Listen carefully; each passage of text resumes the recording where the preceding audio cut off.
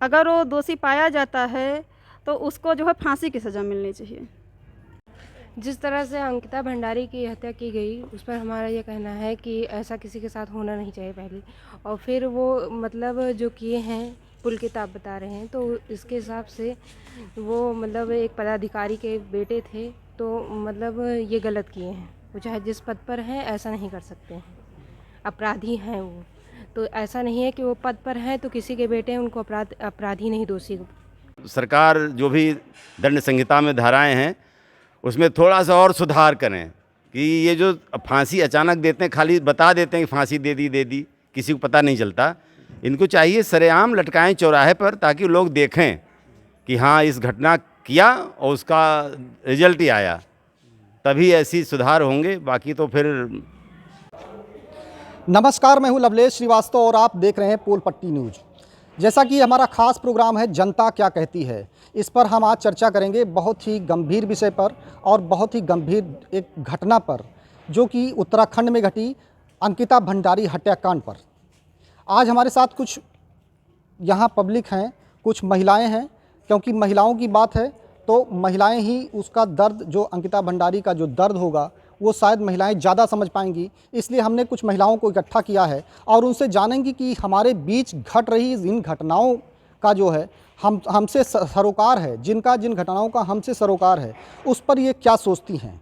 फ़िलहाल ये हमारा ऐसा ये प्रोग्राम है जिसमें ना हम किसी नेता को बुलाते हैं और ना ही किसी सिस्टम पे बैठे जिम्मेदार अधिकारी को, क्योंकि जो नेता हैं, ये जो घटना है, ये पूरा घटनाक्रम नेता के इर्द गिर्द ही घूम रहा है। क्योंकि जो अंकिता भंडारी हत्याकांड का जो मुख्य आरोपी पुलकित आर्या है, उसके पिता उत्तराखंड सरकार में राजस्व मंत्री थे और उनका भाई भी दर्जा प्राप्त मंत्री था। लेकिन अब जिस तरह से अंकिता भंडारी की हत्या होने के बाद उसका जब पिता उसके यहाँ पहुँचता है, वो पुलिस स्टेशन में पहुँचता है, तो उसकी रिपोर्ट जल्दी नहीं लिखी जाती, उसको कई घंटों तक बैठाए रह जाता है। तो ये जो नेता नगरी है, ये नेता नगरी ही थी कि जिससे उसके बाप को 6 घंटे तक पुलिस स्टेशन में बैठाए रहा गया और उसकी रिपोर्ट नहीं लिखी गई। और जहाँ तक बात करें सिस्टम की, तो सिस्टम का ये हाल है कि अगर सिस्टम अपनी सक्रियता दिखाता, अगर सिस्टम निष्क्रिय ना होता, तो 6 दिन तक अंकिता की लाश नहर में दफन ना रहती। तो इसलिए हमने ना किसी नेता को बुलाया है इस चर्चा में और ना ही किसी अधिकारी को, क्योंकि नेता को सिर्फ मतलब है वोटों से और अधिकारियों को सिर्फ मतलब है नोटों से। इसलिए हम जनता से सीधे बात करेंगे, क्योंकि हमारे बीच की घटना जनता के बीच की घटना है और जनता ही इसको सही से बता पाएगी। जी, क्या नाम है आपका? जी, मेरा नाम है अर्चना उपाध्याय जी। मैं जिला संयोजक हूँ बेटी बचाओ बेटी पढ़ाओ की जी। और विश्व हिंदू महासंघ के जिला अध्यक्ष हूँ जी। जिस तरह से अंकिता भंडारी हत्याकांड हुआ उत्तराखंड में, आपको जानकारी है? जी बिल्कुल जानकारी है। उस पर क्या कहना है आपका? उस पर हम महिलाओं में रोष है, जो भी हुआ है बहुत गलत हुआ है। इस तरह एक जो है लड़की के साथ ऐसा नहीं होना चाहिए। ये घटना बहुत गलत घटना हुई है और उसको सज़ा मिलनी चाहिए, हर हाल में उसको सज़ा मिलनी चाहिए। क्योंकि हमारी मातृशक्तियों में भी रोष है, पूरे उत्तर प्रदेश में रोष है, उत्तराखंड में रोष है, उसको सज़ा हर हाल में मिलनी चाहिए। जिस तरह से नेताओं की बात हम करें अगर, कि बीजेपी के वो नेता थे, राज्य मंत्री थे और उनके बेटे ने इस तरह से किया, तो क्या इस जिम्मेदार पदों पर बैठे लोगों के जो बेटे हैं, जो लड़के होते हैं, इस तरह से सत्ता के नशे में जो चूर होते हैं, उन पर आपका क्या कहना है? देखिए, जो भी अपराधी है वो अपराध करता है, अपराधियों की कोई पार्टी नहीं होती है और अपराधी किसी पार्टी का नहीं होता, अपराधी अपराधी होता है और अपराधी को सज़ा मिलनी चाहिए। अच्छा, कैसी सज़ा मिलनी चाहिए? ऐसे लोगों को आप क्या सोचती हैं कैसी सज़ा मिलनी चाहिए? अगर वो दोषी पाया जाता है तो उसको जो है फांसी की सज़ा मिलनी चाहिए। और भी कुछ महिलाएं हैं, उनसे भी पूछते हैं। जी, क्या नाम है आपका? सुनीता तिवारी। जो इस तरह से जो घटना हुई अंकिता भंडारी के साथ, उस पर क्या कहना है आपका? मैं कहना ये चाहती हूँ कि पार्टी कोई भी हो, जो गलती करे उसको सज़ा दीजिए, मैं ये कहना चाहती हूँ। जैसे जिस तरह से वो एक गरीब घर की लड़की थी और वो वहाँ गई थी, जॉब करने गई थी, अगर ऐसे ही होता रहा, ऐसे ही घटनाएं होती रहीं, तो कितना आप लोग कितना सुरक्षित रहेंगे, कितना आप अपने बच्चों को किस तरह से जो है कहीं कहीं भेजने में, कहीं बाहर भेजने में कितना सुरक्षित महसूस करेंगे? हम सुरक्षित नहीं रह पाएंगे, असमर्थ रहेंगे, किस तरीके से सुरक्षित रहेंगे हम कहना ये चाहते हैं कि जो लड़की के साथ एक कांड हुआ है और उसको जो है फांसी की सज़ा दीजिए, देना चाहिए। तो इनका साफ तौर पर कहना है कि जिस उस लड़की के साथ, अंकिता भंडारी के साथ जो घटना हुई है, उसमें जो दोषी पाए जाएं उनको क्लियर फांसी की सज़ा देनी चाहिए। क्या जी, क्या नाम है आपका? नीतू उपाध्याय।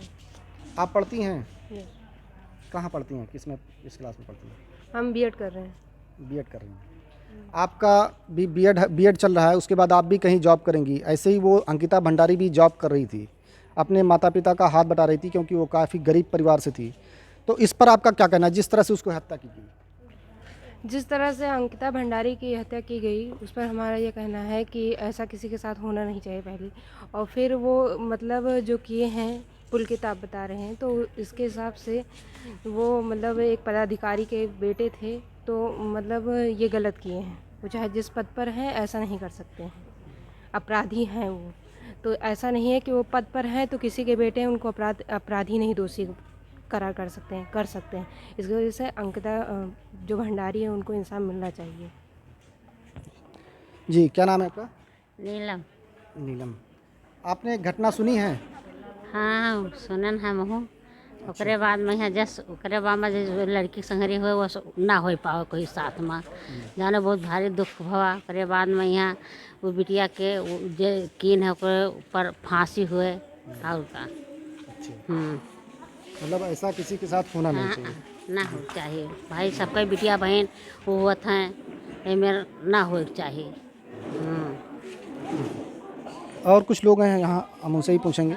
कुछ जेंट्स पुरुष भी हैं। जी, क्या नाम है आपका? राजेंद्र प्रसाद त्रिपाठी, मैं हाउस ओनर हूँ जो है। ये घटना जो है बहुत बेभत्स है और इसकी पुनरावृत्ति न हो, इसलिए जनता को जागरूक होना बहुत ज़रूरी है। हमारे बीच में ऐसी घटनाएं ही जो है वो शिक्षा देती हैं और शिक्षक बन के आती हैं। इसमें हम सबको जागरूक होना चाहिए, क्योंकि महिलाओं से संबंधित महिलाएं बाहर, आप चूँकि काम करने बाहर निकलती हैं, उनके साथ अगर ऐसी घटनाएं होती हैं तो वो ठीक नहीं है। ये बर्दाश्त नहीं करना चाहिए किसी को भी, कहीं भी, किसी भी स्थिति में, चाहे वो उत्तर प्रदेश हो, चाहे उत्तरांचल हो, चाहे देश का कोई भी कोना हो, चाहे संसार का कोई भी जगह हो। इसलिए कभी भी ऐसी घटनाओं की पुनरावृत्ति न हो, इसलिए हम सभी को सजग रहना चाहिए। और बाकी दोषी जो हैं उनको तो सरकार जो भी दंड संहिता में धाराएं हैं उसमें थोड़ा सा और सुधार करें, कि ये जो फांसी अचानक देते हैं, खाली बता देते हैं कि फांसी दे दी, किसी को पता नहीं चलता।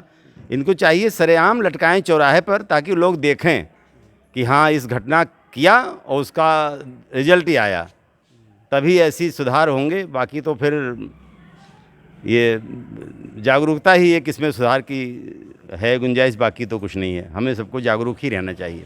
जिस तरह से वो एक गरीब परिवार की लड़की थी और अपने माता पिता का हाथ बटाने गई थी, अब ये घटना जो सुनेगा तो वो कितना सुरक्षित महसूस करेगा अपनी बच्चियों के? नहीं, बच्चियों के लिए क्या, सुरक्षित होना तो ज़रूरी भी है। बच्ची ने अपने आप जो किया वो ठीक ही किया। बस ये कि समाज जो है वो उसको नहीं गंवारा आया, क्योंकि वो प्रतिष्ठा जो है उसको ले गई और उसको नशे ने जो है वो लोग, नशेड़ियों ने, हमें लगता है ये, चूँकि जो आर्या जी थे, ये इस रिसोर्ट के मालिक थे, ये इनको दौलत का नशा था, इनको और कुछ नशा था, उसके चक्कर में ये लड़की फंस गई। बाकी लड़की ने तो अपने हिसाब से अच्छा ही किया था, मना कर दिया था अपनी इज्जत के लिए। लड़की ने कोई गलती नहीं की थी और इस गलती की सज़ा अब चूँकि आर्या जी को ही, जैसे हमारे जो है योगी जी कर रहे हैं, सबका घर द्वार साफ़ कर देते हैं, आर्या जी को बिल्कुल गड्ढे में डाल देना चाहिए। अब इसमें कोई शक नहीं है, वो ज़मीन की जितने ऊपर उनको उतने नीचे कर देना चाहिए। यही शिक्षा का जो है वो उपसंहार है, समझिए बस।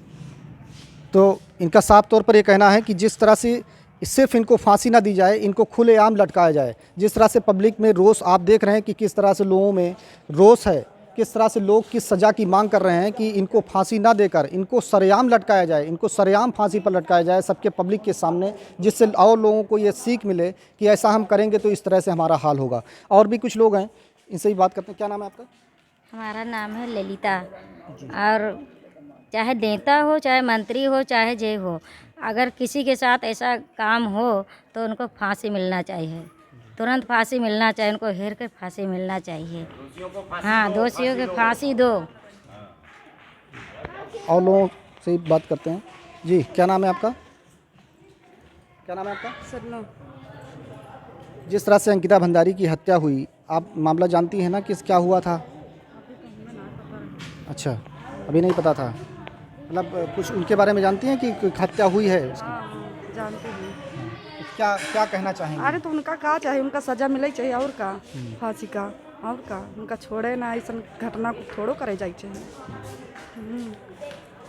तो इस तरह से साफ तौर पर लोगों का कहना है कि जिस तरह से अंकिता भंडारी की हत्या हुई है, उस तरह से उसको न्याय मिलना चाहिए और दोषियों को फांसी की सज़ा होनी चाहिए। फांसी दो, फांसी दो, फांसी दो, फांसी दो, फांसी दो, फांसी दो।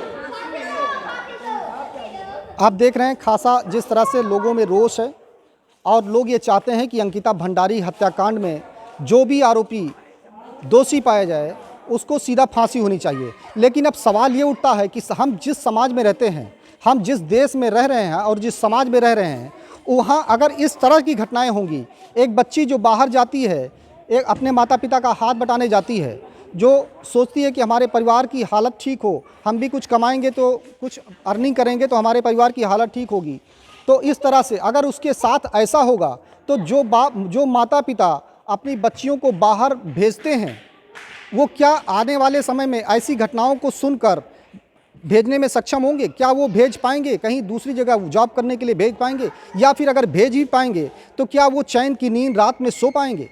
ये सवाल बहुत बड़ा सवाल है। फिलहाल ये चर्चा यहीं समाप्त करते हैं। आपको किसी और चर्चा में फिर से मुलाकात होगी।